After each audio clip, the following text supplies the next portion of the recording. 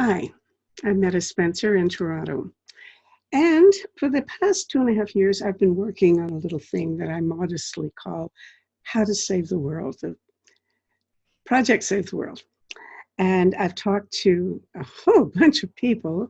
I've organized a big conference, and we came up with a list of, democratically came up with a list of 25 proposals after our 2-day conference that we thought would actually make a difference in resolving 6 of the worst global threats to humankind and to the planet.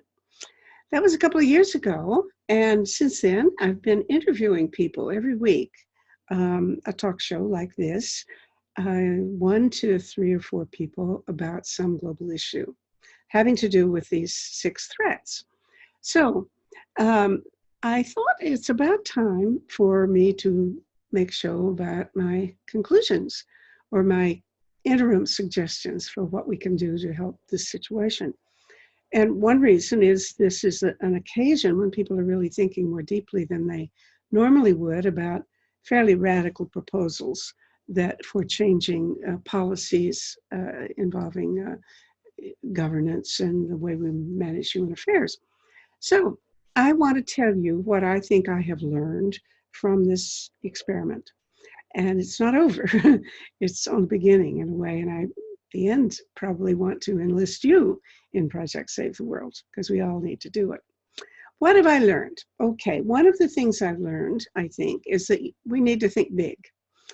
And it reminds me of a story I heard about some person who visited when Notre Dame was being built.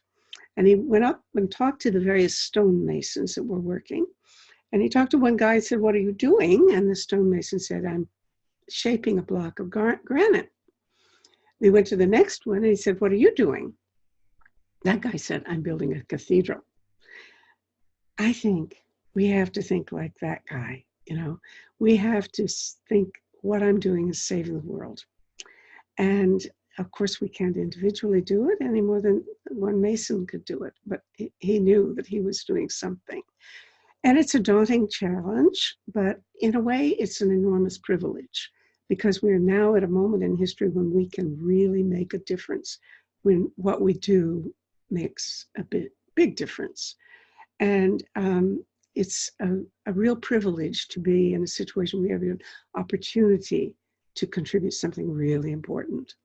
I mean, that stonemason maybe his descendants would be proud to look back and say, "My grandfather was the guy who built that, who shaped that gargoyle or that piece of stone," because that was, not everybody gets to build a cathedral. And we're in a position now where we can save the world if we try and if we're lucky and if we all get together on this. So it's a privilege. And the other thing about it is you have to cut your stones in advance. Probably the stonecutters never saw what became of their work because you cut a bunch of stones and it might be years before they start putting them in place. Well, we have to plan ahead and do our stone cutting in advance. And that's why I started 2.5 years ago, thinking there are a lot of things we had to think through. What do we need to do to save the world from 6 of the most threatening challenges to humankind? And so, in fact, some of these are so challenging that some people are talking about it as the possibility of an extinction event. There have been 5 times or maybe more in the history of this planet when something has happened that almost obliterated life on the planet. And one, back in the Permian age, 95% of all living creatures on the planet died.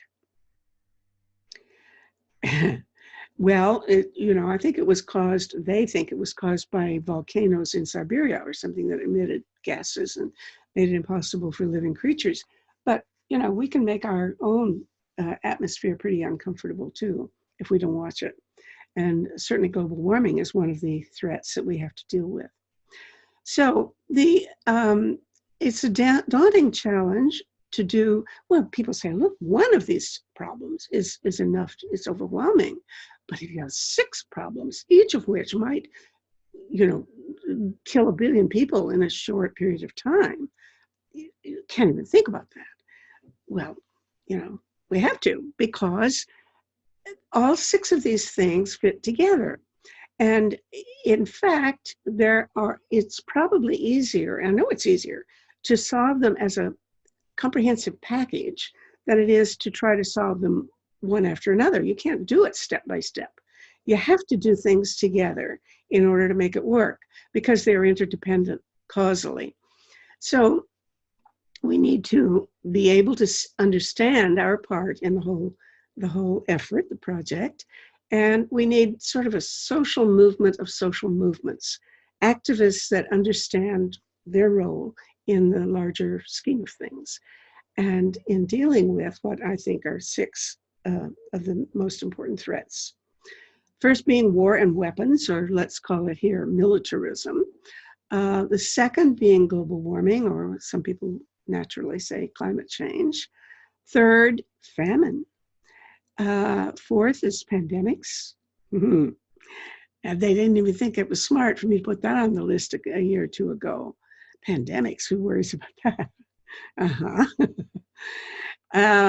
Number 5 is radioactive contamination or nuclear contamination from something like a Chernobyl or a Fukushima or a Hanford or something.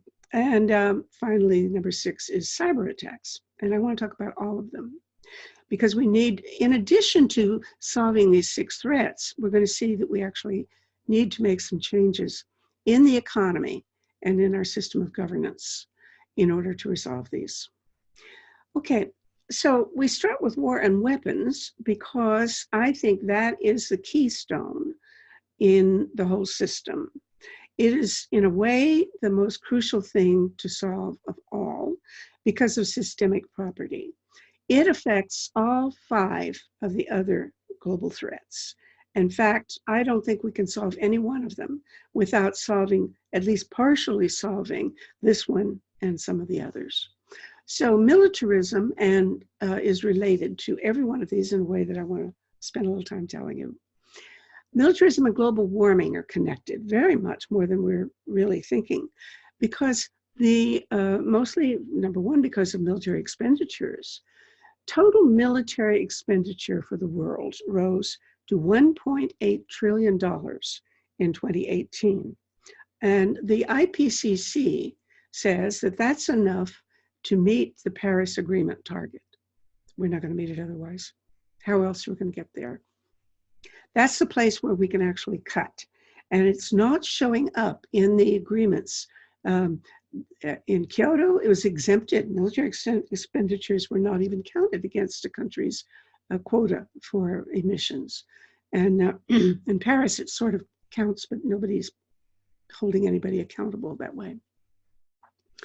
But besides the money issue, there's also the direct military emission of greenhouse gases, which affects, of course, global warming. The Pentagon alone, its annual carbon emissions were 59 million metric tons of CO2 per year. And that's higher than the total emissions of Sweden, Denmark, and Finland, all the people in those societies. Well, that's only a start to how much is being emitted by tanks and planes and guns and things. And the building, the creation of all of the infrastructure that is needed to maintain an army or a navy. But then you get around to talking about what if there's a war? Then, of course, in a real war, you have the destruction of lives, of infrastructure. You have to rebuild your cities. You have to use all that concrete, which emits things. You have enormous amounts of problems to the planet, resulting from the warfare and not just the maintenance of an armed forces. So that's the connection, I think, is obvious, but it's not something that we pay much attention to, and we should. Number 2, militarism and famine. How are they related?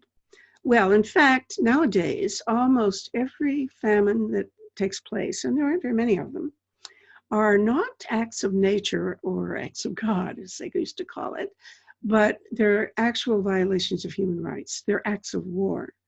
They're an effort on the part of one group of people or one nation to subdue another population by starving them or depleting them of the necessities of life.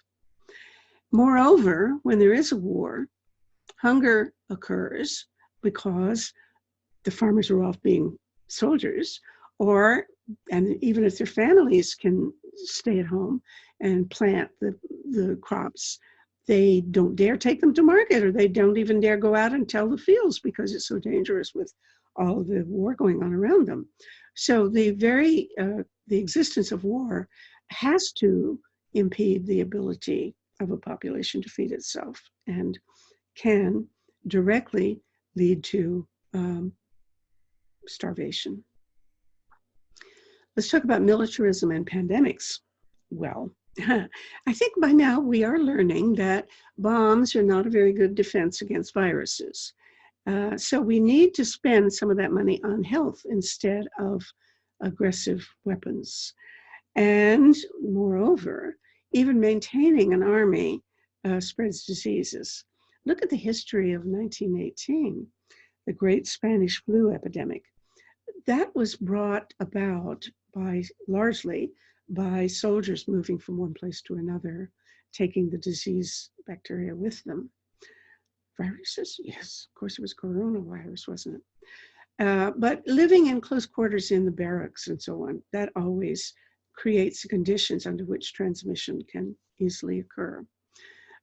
Even today, I was reading about this fellow who was a commander of a ship, and he was protesting that his sailors were being exposed to COVID-19, and they should be taken care of, and he lost his job. He was sacked for speaking out of turn, trying to protect his sailors, but one of the sailors already has died, and I hope somebody takes seriously the idea that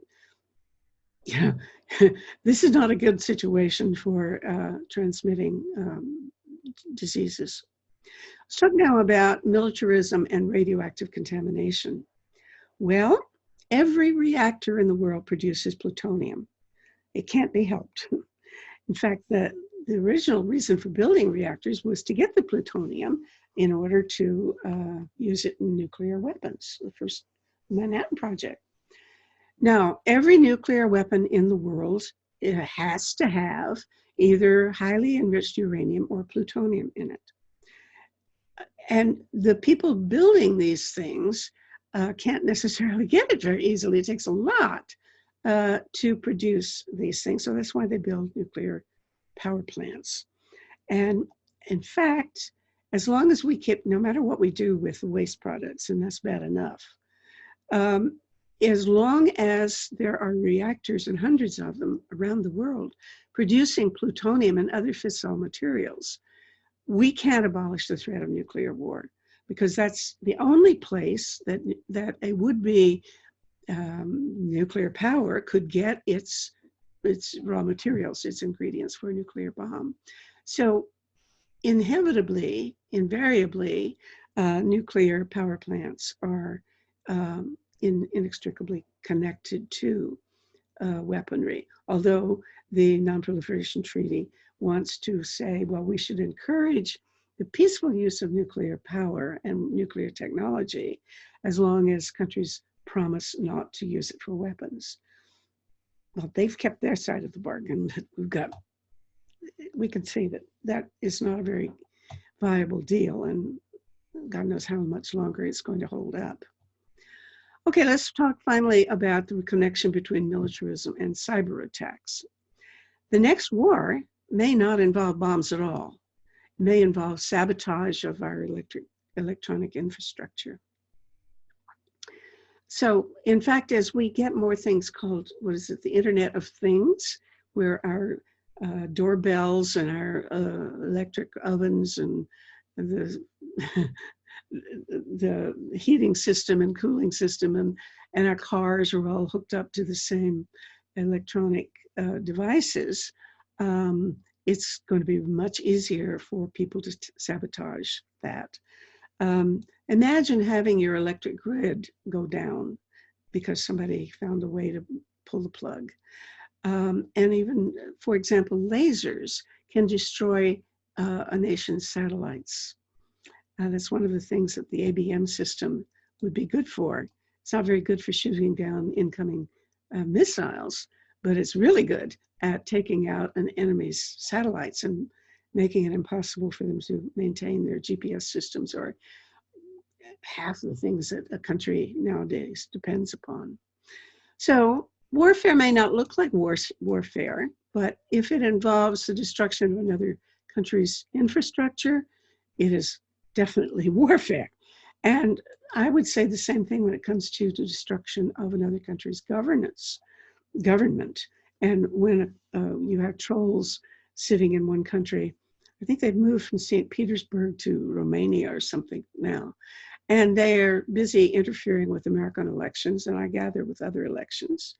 If they don't interfere with elections, there's always the opportunity to exacerbate social conflicts by joining various social groups online, Facebook or Twitter or so on, and making trouble by using the wrong rhetoric to inflame existing social conflicts.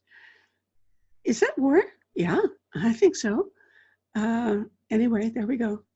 Well, what are we going to do? If you agree with me that militarism is key as a central element in all 6 of these global threats, then we need to reduce militarism. And our proposal, my proposal originally, was we should say that every nation should reduce its military expenditures by 80%. And it should redirect the funds to solving human security issues, such as the Sustainable Development Goals, which would pretty well take care of the 5 threats mentioned above, if, depending on how you read what SDG means. Okay, but you have a lot of people saying we can't stop militarism. We can't interfere with it because for a whole bunch of reasons. One is we can't interfere with militarism because there are corporations involved, and they're so powerful, and they're making so much money from producing these weapons and so on. So and they're too big for us. I'm sorry. Well, what's our answer? Well, we have to make our corporations accountable. That's all there is to it. This is a time when we can think big now. We have to think in terms of really a big package of social changes, all interdependent. Make our corporations accountable to human concerns. Now, one way would be, I think Michael Lerner proposes that every corporation just have its charter be conditional and only last for 5 years and be subject to review. And if the corporation has done something that we consider unfair to human well-being, then they might not get their charter renewed and might be given to a different outfit. I think that's an okay idea, but I also like my own notion, which is that we have a panel of NGOs that elect people that they trust, many NGOs. And all big corporations should have to appoint a certain number of people from that panel or those panels to their board of directors. So we'd have somebody representing the peace movement in every corporation. We'd have somebody in global warming, 350.org, or various environmental concerns, or consumer groups, or feminist groups, or children's welfare groups, and health accountability groups, and so on, be represented so that on the board of directors they can call the shots. I think that would be feasible. Not everybody.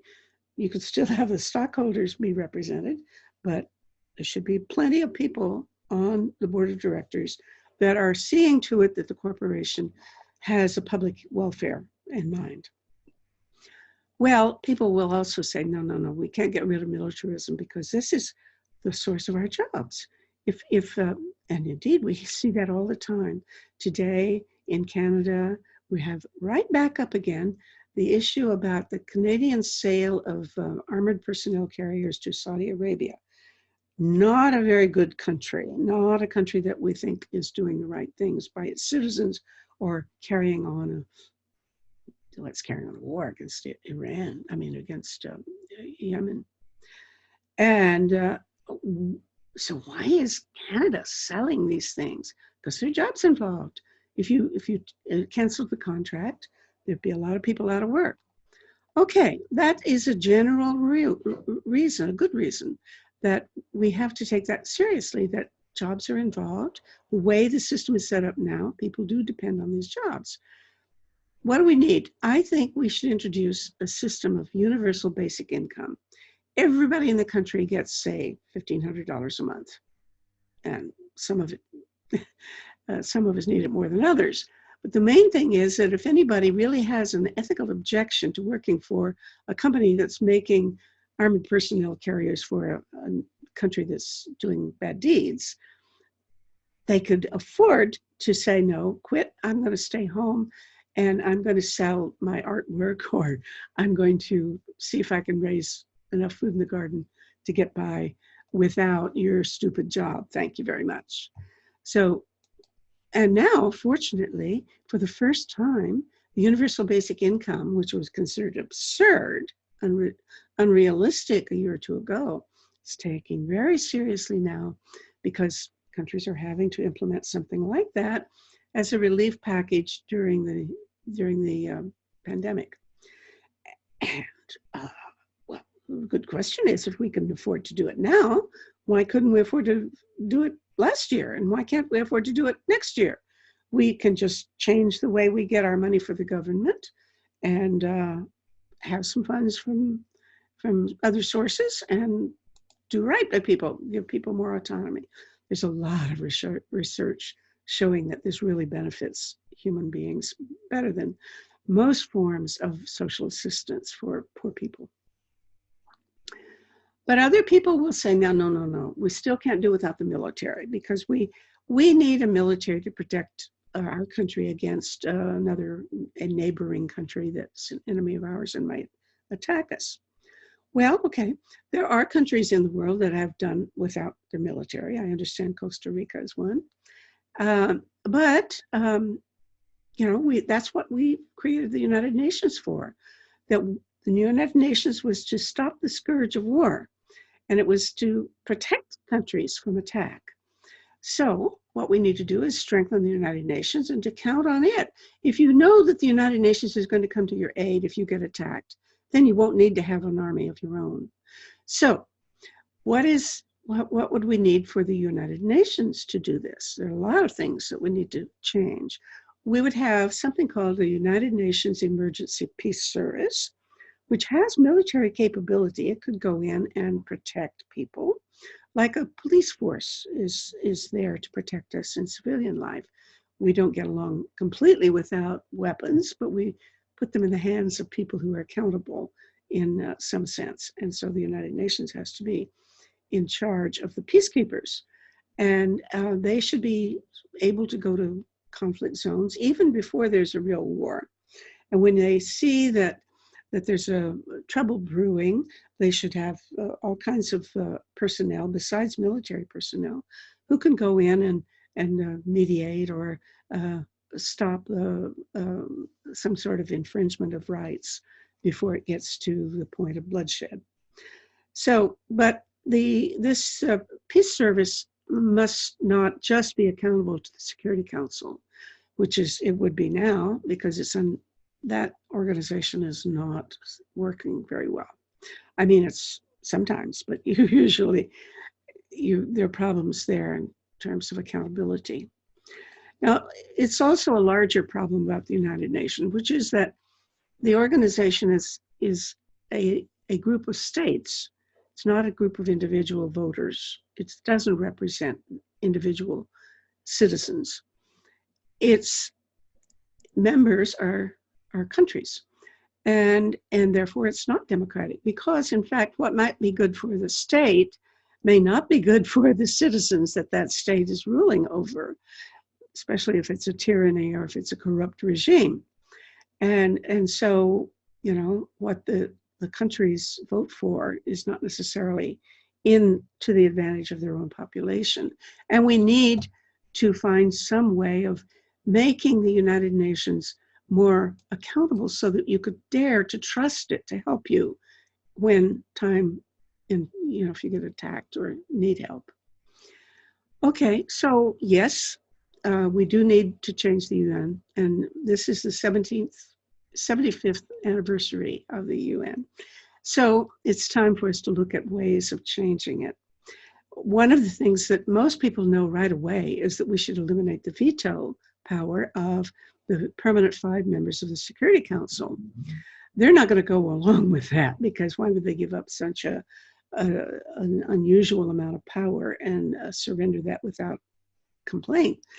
Well, they might agree to restrict the use of the veto under certain circumstances to certain conditions, and that could be done by consensus. I don't know. We'll try on that. That's not going to be the first thing that we can do. One of the things in reforming the United Nations that might work more easily is to create a parliamentary assembly. The General Assembly, of course, consists of representatives of governments, nations. But a third house could be created, apparently with no problem at all. They have the power to create a power besides the General Assembly and besides the Security Council, called the Parliamentary Assembly.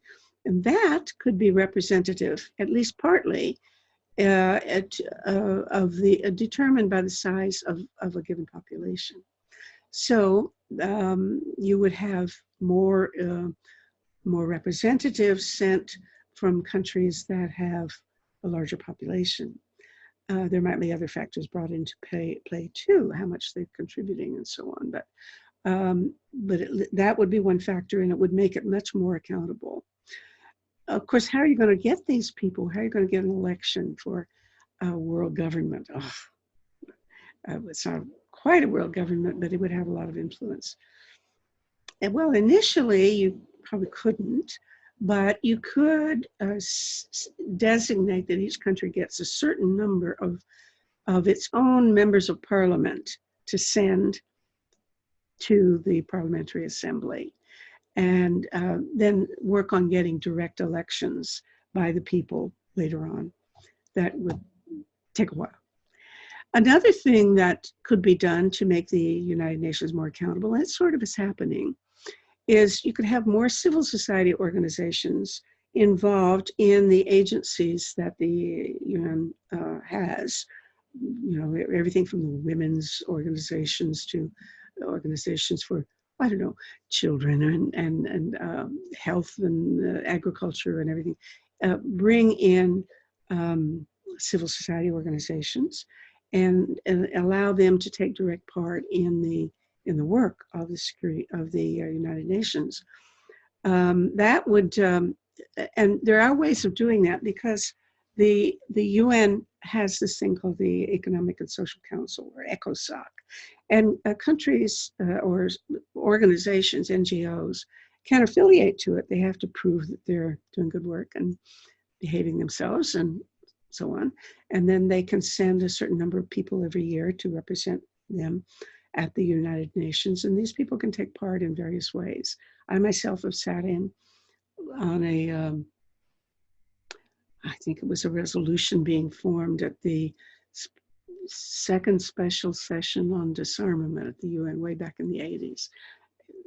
Just sat there in the delegate seat and put these little white things on your ear. Did. It was so you can do that, and they're now making more room for citizens to participate, but they have to figure out who. Otherwise, you don't want some crook coming in and participating. You have to affiliate and be vetted as a credible, worthwhile organization, which they do that. And then, of course, the United Nations would need its own source of funds, especially if it's going to run things like regulatory commissions and the United Nations Emergency Peace Service. It's going to need more money, and it shouldn't be dependent on the nation states for their contribution. Well, how are we going to get the money? I think this isn't really hard at all. It's easy. The Tobin tax, silly. Of course, the Tobin tax is a wonderful way, because there's money that sloshes around the world every day, from one country to another, from Wall Street to somebody else's bank account and so on. And every time it crosses a border, international border, we could tax it a little bit, just a little bit. And there's so much money going on there. Boy, that would be a really good source of funds. You could also do things like tax them for use of public commons, the oceans or whatever. Anyway, won't go into the details, but there are various options of doing that. All right. Now, I think I've shown, I hope, that militarism is really related to all 6 of these global threats. That's not to say that you can reduce these global threats to just military, because it's a lot more than that. But I don't think you can really solve any of those problems without addressing making some progress in reducing the war and weapons system. So let's talk then about the other big threat to humankind, global warming. And that's where the real possibility of extinction event arises. Because, for one thing, if the carbon in the soil warms and returns or is turned over and plowed even, or not maintained, carbon in the soil can return to the atmosphere, and then that increases the CO2 in the atmosphere, and the planet can become uninhabitable, even by other species. That's theoretical. It's not altogether theoretical, though. The real possibility of the Arctic permafrost melting is the most dangerous threat, and I'll come back to that. Okay, so how are we going to solve global warming? I'm not going to go to all the details, obviously. It's a lifetime lecture, but there's a challenge of, we're very familiar with the need to limit our CO2 emissions and reduce them pretty fast. And I think the most promising way to do that is simply to say, we are no longer going to subsidize industries that use fossil fuels or produce fossil fuels by government or anybody else. No subsidies, because as of now, I've heard an estimate that, I don't know if it's true, it's not too far off anyway, $5 trillion a year goes into subsidies to fossil fuels. Now, conservative estimates put the US direct subsidies to the fossil fuel industry at about $20 billion per year. That's just for the US. About 20% of it is allocated to coal and 80% to natural gas and crude oil, with fracking too, And now the European Union subsidizes fossil fuel by about 55 billion euros per year. And they're making progress, but we really need to pay attention to the effort to curtail subsidies to fossil fuel industries by things like pipelines. Why are we buying pipelines? Heavens. Okay, that's one thing, reduce emissions, but that's not going to be good enough, because now there's already enough stuff in the air so that if we stop doing it, we still have enough to kill us. It will not stop global warming. It's already there, and we have to take it out. We have to suck out the carbon that we put in the atmosphere, the excess carbon, and put it back where it belongs, mostly in the soil. That's where the soil of the ocean, the bottom of the ocean. Now, there are various things you can do that. Forests do it. We need about 1 trillion more trees. There are 1 trillion on the planet now. We need 1 trillion more, but we have to be careful where we put them, because they can do more harm than good if they're planted in the wrong place. I won't go into the details, but you can find out for yourself. Farming. Oh my goodness, yes. Farmers are, we're ruining the soil. We turn over the soil and the carbon gets out and goes back in the atmosphere. Don't have to turn over the soil. There are various ways in which you can do the culture of the soil that retains the carbon in it and even sequesters more. You can put more and more and more carbon into the soil. Without doing that, what we're seeing is that around the world, the soil is being degraded more and more every year. There are deserts being formed in places that had been fertile. I went to visit my birthplace town a few years ago in Oklahoma, and I found, my goodness, it's dried up. There used to be trees everywhere. There are no trees there anymore. It's all looked like half desert. What's going on? Well, somebody's not taking care of things. Okay, now the third challenge, apart from the removing the thing to the soil and putting it away, the third challenge is simply keeping it cold, because the bulk of the carbon, the most intense concentrations of carbon in the soil are in Siberia and some other very cold climates, Arctic climates.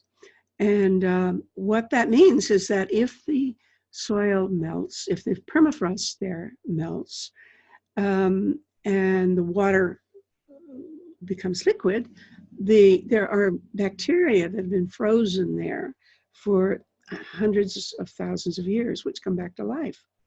And they start chomping on everything that's already buried there, old dead leaves and things that are still, you can pull them out and look at them, a strand of roots and things. Still clearly organic material. And so they start producing methane and other CO2 and emit it.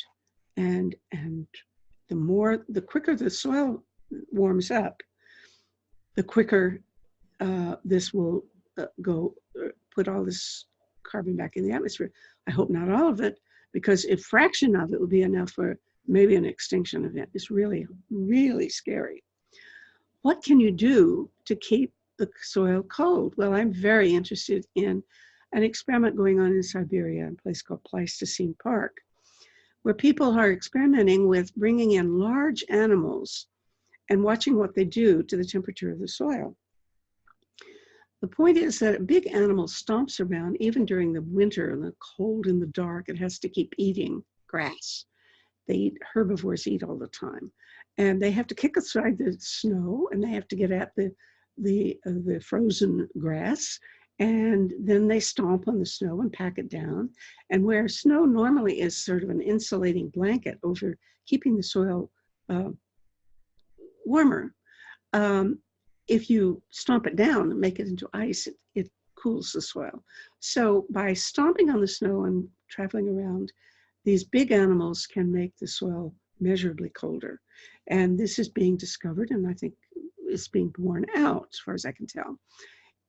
But the problem with it, the solution there that the Zimovs, the father and son who run this place, come up with is that we need to stock the Arctic with lots of big animals like bison and muskox and things like that.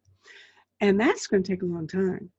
Even if we started tomorrow, and we don't know enough to really do that yet, there need to be more experiments done, but that's not quick enough. This permafrost is melting very, very, very fast, and it's extremely threatening.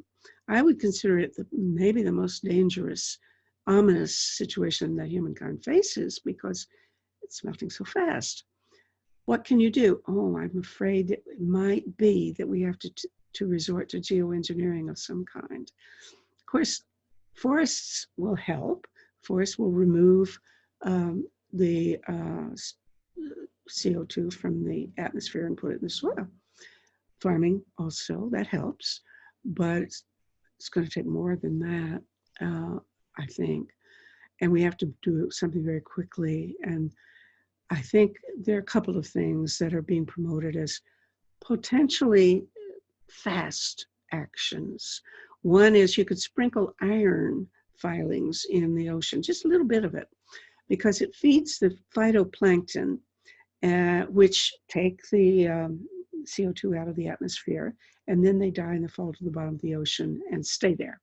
So that's a way of, and oceans are pretty big, so if you cover a lot of the ocean with a little bit of iron filings, theoretically you could remove a lot of CO2 quickly enough to really have a very, very prompt reaction, cooling the atmosphere of the whole planet. An alternative thing that's sometimes proposed is the emission of sulfur gases into the stratosphere. Planes could do it, or you could put up a big pipe and shoot it up there. And it's based on the observation that when a volcano occurs, it can emit a lot of sulfur, and this is sufficient to blot out a little bit of the sun and keep the planet a couple of degrees colder for a few years. Now, you'd have to keep doing this for a little while, and there might be, who knows what kind of side effects there would be, but it's being taken seriously that at an emergency situation, we may need to resort to these kinds of measures, which are called geoengineering. Okay, let's move on to talk about famine. I thought we'd licked it. There weren't any famines for a while, but lately there are. And lately, the ones that have taken place have all been a result not of natural phenomena or even technological insufficiency or anything. It's been a deliberate action by one warring party against another population. They're going to starve these guys into submitting. It's like a siege. And that is, certainly against all human rights. But we need to have additional prohibitions by treaties and other things and means of enforcing this. The United Nations needs to be able to prevent it if a country or a group of people attempt to starve another population. Another potential source, though, of famine would be global warming, because when it gets really bad, it creates droughts, or it creates floods, or it takes all the water from the glaciers, so the rivers don't have enough fluid to irrigate, and so on. And this, on a major scale, can be bad enough to actually create mass hunger in the world. And we have to handle global warming, as we've talked about, all the different ways of handling global warming. That is going to be part of the project of preventing famine for the rest of the world. Next, pandemics, which, pandemics, it seems, are mostly resulting from what they call zoonotic diseases. Diseases that are shared by animals and human population and can be exacerbated by changes in the environment. For example, if the temperate zones of the planet get hotter, then mosquitoes can come and live in Canada that didn't used to live here, and they bring Zika or they bring yellow fever, whatever. And malaria and other diseases that, say, insects could bring. That West Nile, that's one thing. West Nile, they bring diseases that were not here before. But also, you clear the jungle of, orangutans or chimpanzees or something, and you may be exposed to viruses that you wouldn't have come in contact with before.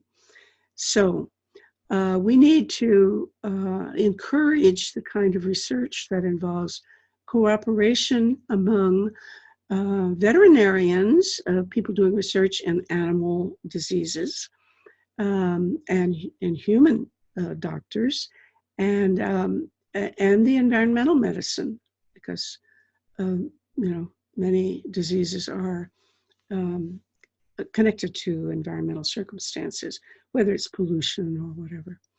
So all of this means a new way of organizing medicine. It's usually called One Health.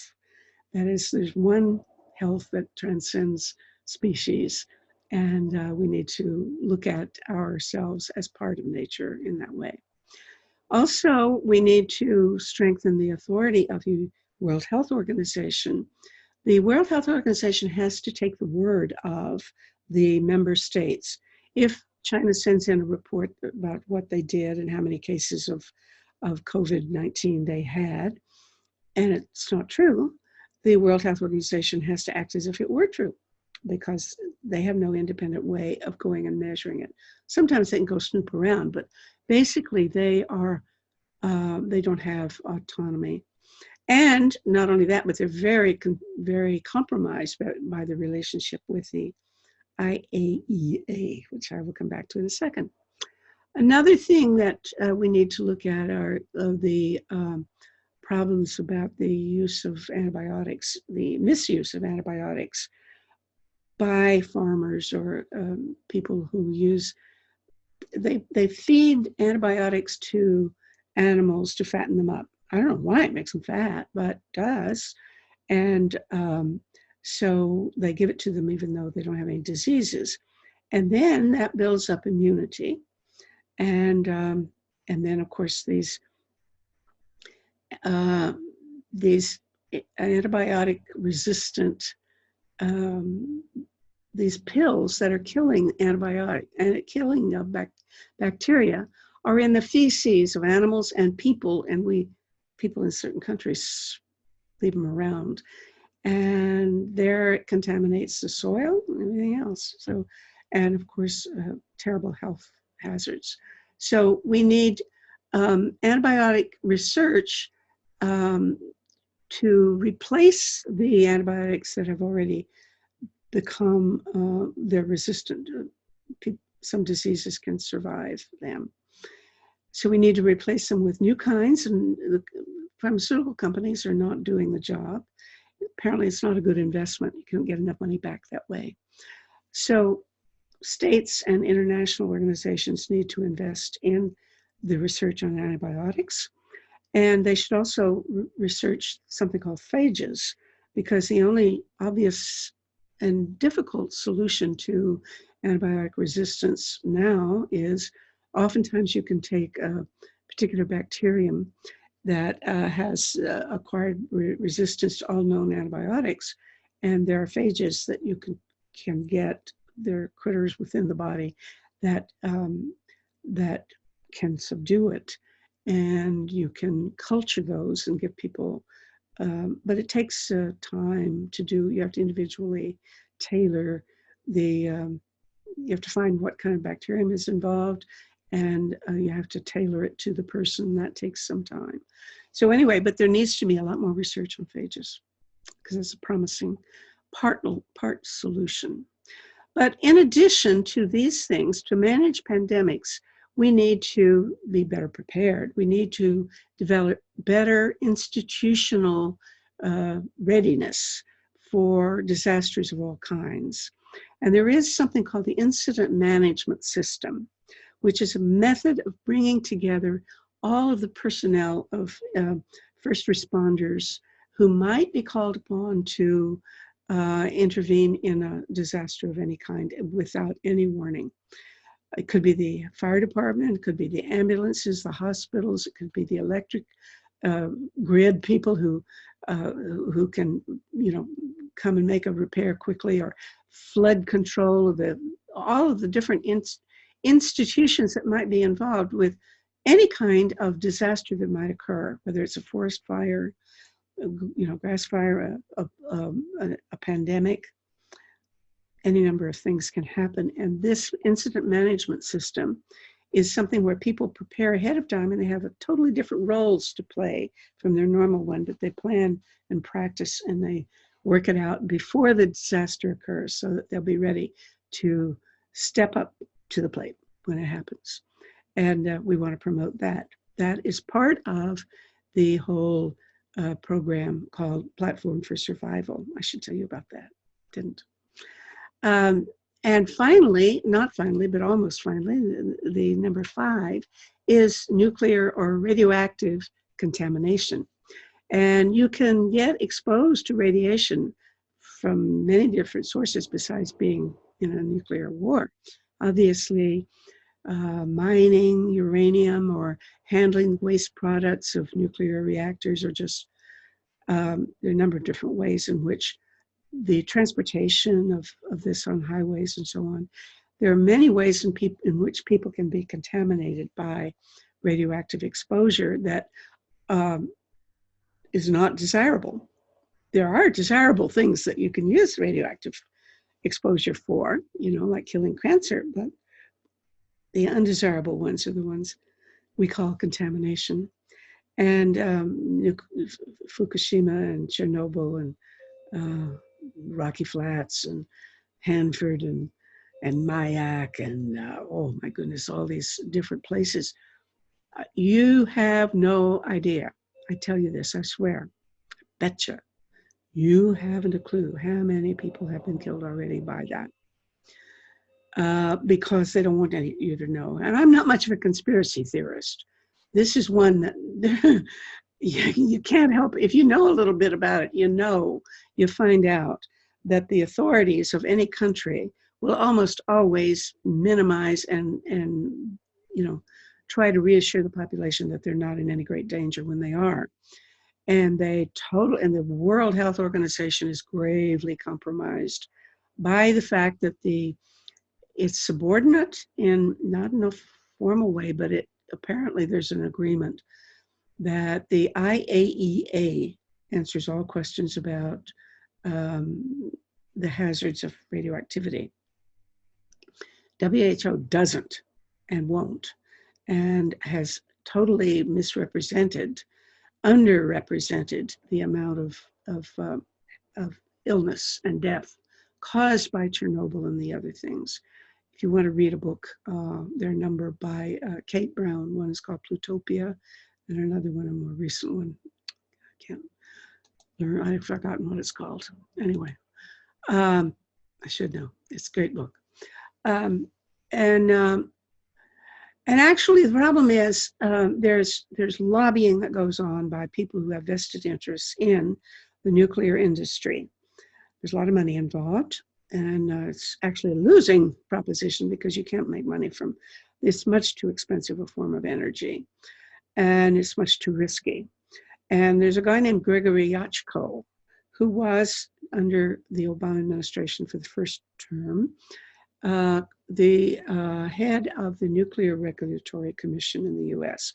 That's the organization that's supposed to look after all of the reactors in the US and indeed help people anywhere in the world if they need it. And he was there when Fukushima took place and went to Fukushima and so on. And he says you can't stop it, that you are responsible as the Regulatory Commission for the safety of these outfits. And in fact, the amount of political pressure on the regulators of the commission is so intense that you'll get fired or you can't do it. So he gave up. When he was ousted eventually from his role as a head, he said he turned against nuclear power completely. He said, you just have to phase it out. You can't make it safe because the political pressure is just too great. So there we are. I'm sorry to tell you that because there's certainly a difficult argument that says we have to have nuclear power and that we can't quickly enough shift over to sustainable forms of energy. And I'm not going to address that here. It's a real question. And I think the answer isn't a single one answer. I think the answer is that you have to look at each situation separately. For example, I live in Ontario, where we could easily, we rely heavily on nuclear power plants for our energy, but we could easily buy electricity from Quebec, which gets it from hydroelectric dams. They would love to sell it to us, and there would be plenty of it. And so we don't really need these power plants made of nuclear material. But another country, another place, each situation is a little different.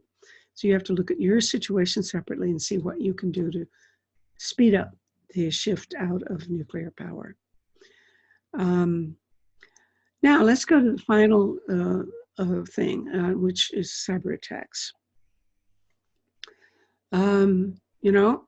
If they shoot out the satellites that control our GPS, or if we're driving along this freeway and all of the cars that are made by Chevrolet stop because somebody has sabotaged the electric system, or if somebody gets in and turns on your electric stove and all electric stoves of all the houses in your town, you got a problem, you know. That's the kind of risk that's even worse than the hacking that we get through cyber attacks in private life. Yesterday, I was hacked. I think my computer's working, but it's slower than it was. But I've been hacked several times, and they took control of my computer and warned me that I had to pay them some money to get it back. I didn't. Anyway, banks lose huge amounts of money. The people who work in cybersecurity business will tell you that you don't have any idea how much money banks and other financial institutions are losing by swindlers who are using cyber crooked, deals to steal money from them. Well, so we have private problems, and we should remember to change our passwords more often and things like that. But really, it's the international problem of war that wouldn't necessarily look like war, but you'd have to call it war. Those are the things that are, I think, the most threatening, and that we need to develop a global system of treaties and laws backed up with some sort of enforcement mechanism, which is difficult because, as I understand it, cyber defense is a lot harder than cyber attack. You can, it's easy. All you do is need one person who can get through, and you can cause a lot of damage. And it's kind of hard to find these guys. But at any rate, there have been efforts in the United Nations to create international discussions about this and reform proposals. There is a group of governmental experts who are right now, I believe, trying again. There was a group a couple of years ago that came up with some proposals for reforms and laws that countries would sign to agree not to interfere with other countries' infrastructure under any circumstances. And nobody went for it. They could have, but they didn't. They're going to try again. And I think there's also an open-ended working group set up by the United Nations, which every country could send delegates to. That's what an open-ended working group means. You can send your delegates and participate in these discussions.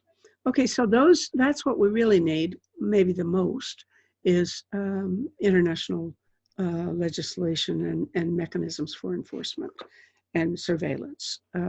So that requires a great deal more international cooperation than countries have been putting into it so far. Okay, I'm through my list of the worst global threats to humankind and my own recommendations for what we should do as a way of reducing the threat of all of them. And I think everybody can participate in this, because now we're at the point when people are saying, aha, after this coronavirus thing is over, what is life going to be like? Are we going back to our old normal life? I'm not sure that we can. I'm sure there'll be some changes, but nobody quite knows what they will be. But this is the time when we can talk about making comprehensive changes. We can talk about changing whole packages of things, because people are aware that you in a crisis, you have an opportunity. Supposedly, there's a Chinese word that means crisis and opportunity. That is to say, if you have an opportunity, if you have a problem, you may not be able to solve it until it gets to be a crisis. And when there's a crisis, people get worried enough and alarmed enough so they are willing to take seriously the thing they should have been listening to all along, like watch out for those viruses. And so now we have an opportunity, and now you have an opportunity. What can you do about it? I think this is the time. Project Save the World is ready here to help you. And one of the things that we do that I would invite you might want to go to our website called tosavetheworld.ca.